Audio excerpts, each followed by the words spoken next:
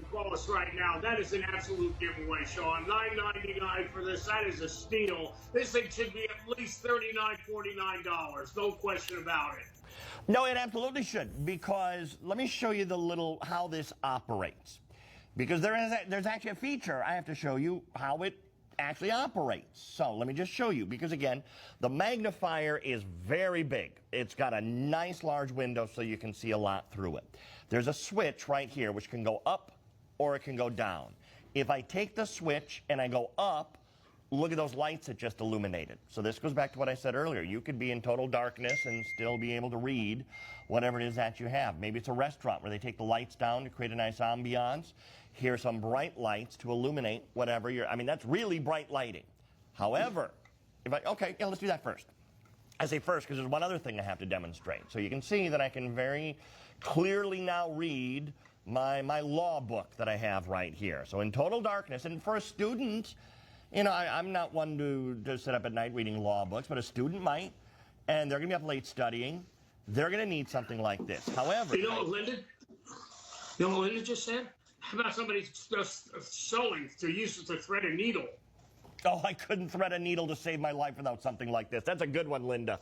That is a good one, because I have tried to thread a needle, and it's almost impossible to do if you can't magnify that. And so that is a great suggestion.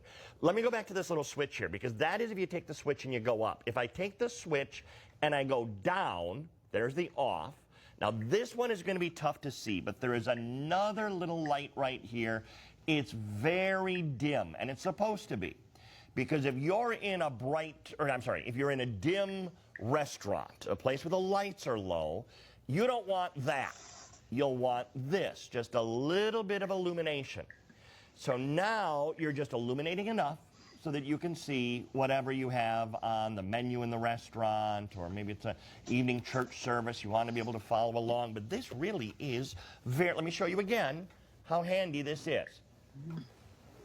I'm going to take this up, and we're going to read the section on oyster permits.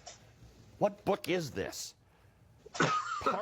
Parks and Wildlife Laws for the State of Texas, 1993 edition.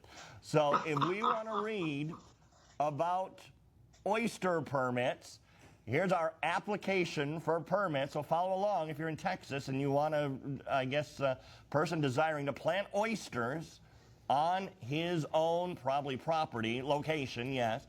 But I couldn't read this without this. And that print, you can, if I pull that away and just show it to you with a light, can't read it. Get the magnifier out. Now you can clearly read. How about bottles of medicine? You don't want to take your medicine in correctly. You want to make sure you're taking your medicine correctly. You can have one of them. I love Dan said, stamp collectors, coin collectors, anyone of that ilk.